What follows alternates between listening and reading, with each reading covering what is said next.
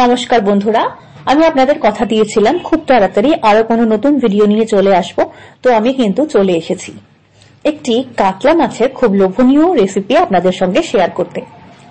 আজ আমি শেয়ার করব দই পোস্ত কাতলা কিভাবে বানাতে হয় সেই উপকরণ এবং পদ্ধতি। দই পোস্ত কাতলা বানাতে উপকরণ লাগছে 8 পিস কাতলা মাছ, বড় সাইজের। আপনাদের পরিবারের বুঝে কাতলা মাছের সংখ্যা বাড়াতে বা কমাতে পারেন। এছাড়া লাগছে টক দই 200 গ্রাম, নুন, হলুদ, চিনি, তেল, ধনে গুঁড়ো, জিরে গুঁড়ো, গোটা জিরে, শুকনো লঙ্কা 2টো, আদা বাটা বড় চামচের 1 চামচ, পোস্ত বাটা বড় চামচের 3 চামচ, কাজু বাদাম 10টি মিক্সিতে গুঁড়ো করে পেস্ট করে নিতে হবে, চেরা কাঁচা লঙ্কা 6টি মতো, গোটা গরম মশলা এবং কাশ্মীরি রেড চিলি পাউডার। পদ্ধতি: কাতলা মাছগুলো খুব ভালো করে ধুয়ে সামান্য নুন, হলুদ ও তেল মাখিয়ে মিনিট 15 ঢাকা দিয়ে রেখে দিতে হবে।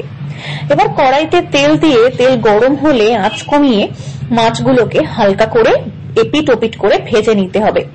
এবার মাছগুলো একটা বাটিতে তুলে রেখে ওই তেলেই 1 চামচ চিনি ও 2টো শুকনো লঙ্কা, একটু গোটা জিরে এবং গোটা গরম মশলা দিয়ে ভালো করে নাড়াচাড়া করে লাল হওয়া পর্যন্ত ভাজতে হবে।